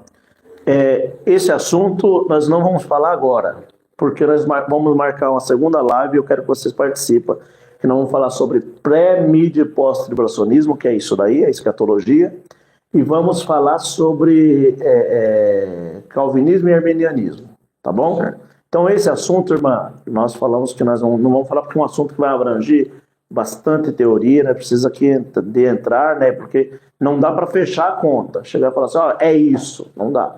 Mas dá para se aproximar mais da palavra. Próximo. O próximo é Elias Moraes, está voltado também nessa tese aí, de Apocalipse, quem são as duas testemunhas, e Leviatão, que está em livro de Jó. Então, vamos segurar isso aí para nós conversar um pouco. As duas testemunhas é uma coisa muito séria. Como que você vê, segundo a luz da palavra, as duas testemunhas? Fala para nós aí. Irmão, eu prefiro até deixar o irmão falar. Então nós vamos estudar mais sobre esse ponto. Eu vou dar um parecer aqui, mas nós vamos estudar mais para nós discutir esse assunto com vocês, tá? Bom, tem uns estudiosos que acreditam que as duas testemunhas é Elias e Enoque. os dois que não morreram, né, que vão voltar. Que a palavra falou que nenhum homem ia sair dessa terra sem morrer. A palavra fala isso. Todos tinham que provar da morte. Correto. Então nem Elias e Enoque não morreu, então eles tinham que voltar aqui para ser morto na praça pública. Certo? Mas eles fariam muitos sinais. Tem quem crê que é Elias e Enoque. Tem quem crê que é Elias e Moisés. Porque os assuntos das duas testemunhas é muito sério. Uma que domina o fogo e o outro domina as águas. Quem dominou as águas? Foi Moisés. Quando feriu ali, o mar abriu, fazia sinais. E Elias dominava o fogo, né? Você pode ver que ele tinha autoridade. Se eu sou homem de Deus, consome você e os seus 50. O fogo descia. Se eu sou homem de Deus, esses 450 homens profetas de Baal vai ser morto agora, porque o fogo vai descer. O fogo lambeu a árvore da palavra. Eu controlava o fogo, tinha o poder do fogo, o poder da chuva também. Não vai chover. 3 anos e meio sem chover. Agora vai chover. Voltou a chuva. Correto. Então, esses dois homens poderosos do judaísmo ortodoxo. Maravilha. Então, tem quem crê que é eles. Agora, a terceira tese, tem quem crê que as duas testemunhas é o Velho e o Novo Testamento. É a Bíblia. Entendeu? Tem quem crê que é a Bíblia Sagrada. O Velho Testamento e o Novo Testamento. Então, irmão que perguntou, é irmão? É o irmão Elias Moraes. Irmão Elias, nós vamos segurar isso daqui, dar uma aguçada aqui, o irmão vai dar uma estudada lá, eu também vou dar uma estudada aqui, para nós falar dessas 3 teses e trazer marteladinho. Porque eu não vou falar aqui o que outros crê, eu vou falar o que nós crê, né? O que nós crê. Então, pode ser assim? Beleza, próximo. E ele também perguntou sobre o Leviatã que se encontra no livro de Jó. Você quer falar alguma coisa sobre o Leviatã? Leviatã, no livro de Jó, muitos acreditam que eram até os dinossauros, né, irmão? É um dinossauro marinho, eles falam. Isso. Então, eu acredito da forma que está lá nas Escrituras, que diz que ele é apenas um monstro marinho. Tudo que aquilo que é monstro pode se considerar dinossauro. Pré-histórico. O irmão acredita que é literal aquilo? Existe aquele monstro de verdade? Ou é metafórico? Não, que existe sim esse animal, mas não como um dinossauro igual nós vemos hoje na base de filmes e de desenhos, mas que é um monstro pré-histórico marinho.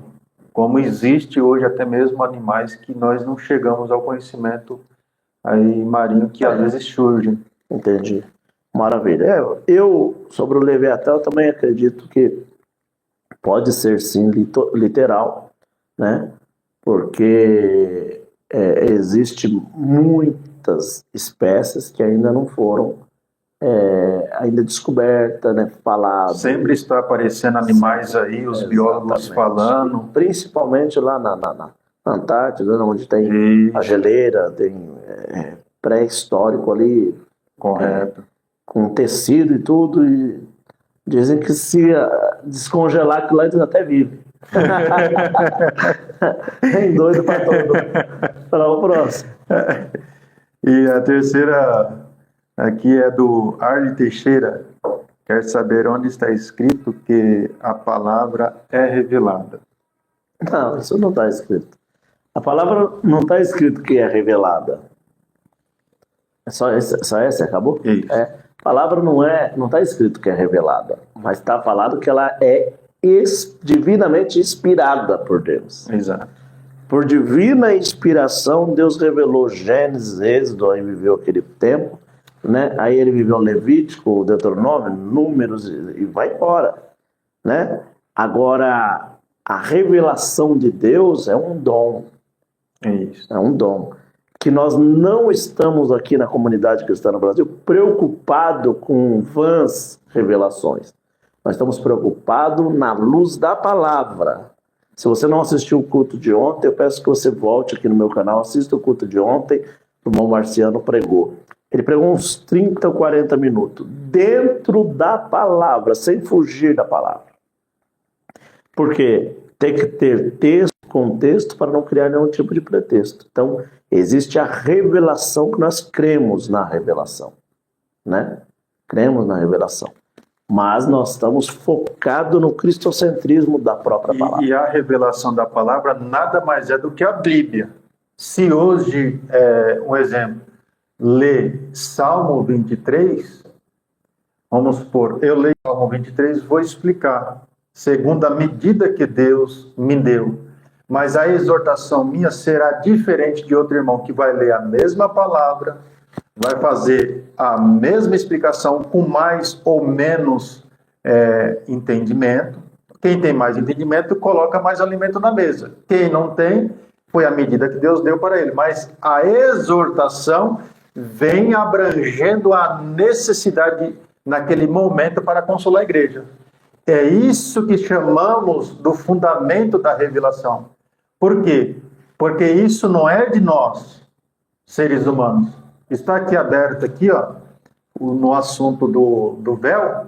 Se nós pegarmos o próximo capítulo aqui, capítulo 12, de 1 Coríntios, vai falar acerca dos dons. E no versículo 7 diz assim, ó, mas a manifestação do Espírito, ou seja, o Espírito com letra maior, o Espírito Santo, é dada a cada um para o que for útil. Ou seja, eu tenho o dom da profecia, mas eu não posso profetizar agora se a inspiração não vier. Não é eu que manifesto, não é a minha vontade. Mas vocês crêem no dom de Deus piamente, irmão. Eu sou daquele que crê que o morto ressuscita, daquele que crê que aonde não gera, Deus pode gerar. Já vi isso, já vi repletos milagres. Mas o foco do evangelho não é os milagres, é Cristo. Não, é salvação. É salvação, que é Cristo.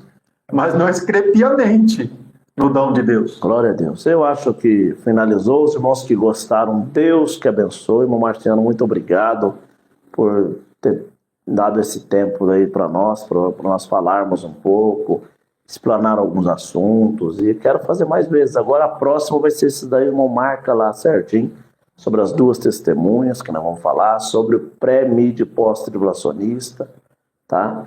Sobre calvinismo e arminiano. Pode dar uma enxugada boa, dar uma estudada, traga certinho, vamos discutir esse assunto que é muito bom, é o crescimento da igreja. Pode dar as últimas palavras e de agradecimento também. Eu agradeço aí o tempo, acredito que foi muito oportuno e produtivo, mediante as perguntas também que surgiu em meio à live.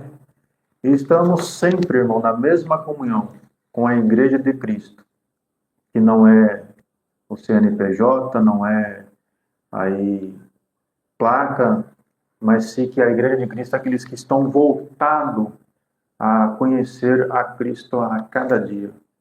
Porque o povo de Deus pereceu por falta de conhecimento. É verdade. E o conhecimento, ladrão nenhum rouba a nós.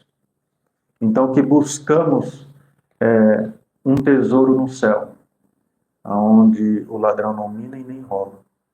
Eu agradeço por esse momento, por o servo de Deus, o irmão Isaías, estar convidando, estamos aqui presentes. E é isso aí, que a graça de Deus e a paz de Deus reina no nosso coração até a vida eterna. Amém. Amém. Glória a Deus. O nosso querido irmão está começando uma igreja da comunidade do Brasil em Santana de Parnaíba. Também quero que o irmão deixe aqui um convite. Vou pedir que a administração que está acompanhando, por favor, venha para cá, porque já vai desligar. Gostaria que você desligasse para nós, tá bom? Convido o povo de Deus aí, irmão Marciano, que vai estar começando lá um ponto de evangelização, de culto. O ponto de evangelização vai ser próximo ao centro de Santana de Parnaíba mesmo, num bairro chamado Votupari. Fica próximo ali, entre as firmas localizadas. Convido quem estiver nos assistindo e que congregue também ali conosco, quando iniciarmos ali, para conhecer mais do nosso Senhor e Salvador Jesus Cristo, mediante a palavra, irmãos. como eu sempre disse, nunca vi na Bíblia interesse em questão de casa, carro ou um casamento feliz e eterno. Não, a minha conversão já foi por Cristo. Então, quem quiser provar das delícias de Cristo, congrega conosco e será bem-vindo no amor de Cristo. Glória a Deus. Pega esse papel para mim falar das igrejas. Vou terminar falando das igrejas que nós temos pela comunidade cristã no Brasil. Sempre eu falo e já vamos finalizar aqui, tá, irmão? Deus abençoe a todos. Comunidade cristã no Brasil, no CNPJ 37.417.836.1000 contra -4, é o relatório de algumas igrejas da comunidade cristã no Brasil em 2025. Tá? São Paulo nós dividimos por setor, Deus tem muito nos abençoado. Então começou em setor 11, Francisco Morato, onde Deus dá graça de presidir aqui, Salto também, com o nosso irmão Ezequiel, e Santana de Parnaíba, onde o servo de Deus está começando lá. Você viu? O servo de Deus bem instruído, tá? Você que é da região de Santana de Parnaíba, Barueri, aquela região, procura o servo de Deus, tá? Vamos deixar o número do WhatsApp, deixa o número do meu WhatsApp na tela, por favor, tá? Caso algum irmão queira conhecer, queira saber, quer que o irmão vá fazer uma visita na sua casa, está à sua disposição. O setor 12, São Paulo, Lagoinha, eu estive no setor 12 esses dias, o Senhor muito nos abençoou, com o irmão Jonas. São Paulo também, no setor 13, Deus abençoou, hoje está tendo culto lá também, eu acho que os irmãos não entraram por causa do culto, né? Setor 13 Jardim Somar, Caraguava, eu estive no Caraguava agora quinta-feira, Deus muito nos abençoou. Gaivotas está iniciando também ali na região de Itaém, tá? Então essas regiões são Peruíbe. Também o setor 13, Pedro de Toledo. Acho que a irmã Vilma está por aí, irmã Vilma? Irmã Vilma, nós falamos hoje que Deus muito abençoou pela palavra de ontem, que Deus deu por bom, foi muito bonito. Glória a Deus. Setor 14, também ali perto do Igaraçu do Tietê.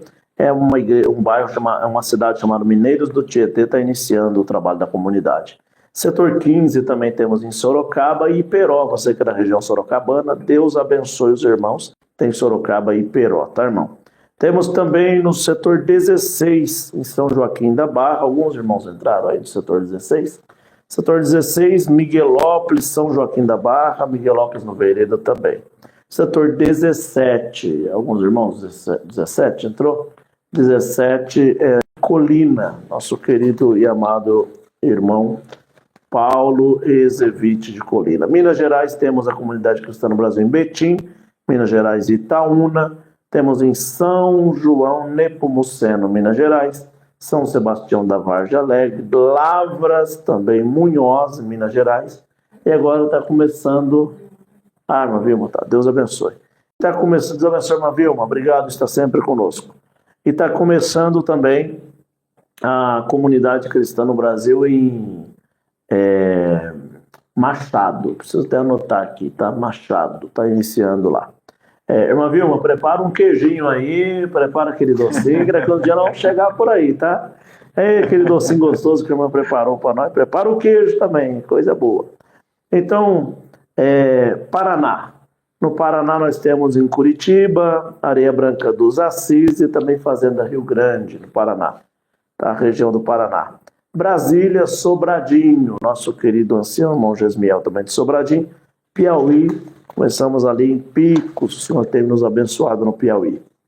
Santa Catarina, com o nosso querido irmão Juliano, ali de Chapecó, Santa Catarina, está iniciando também.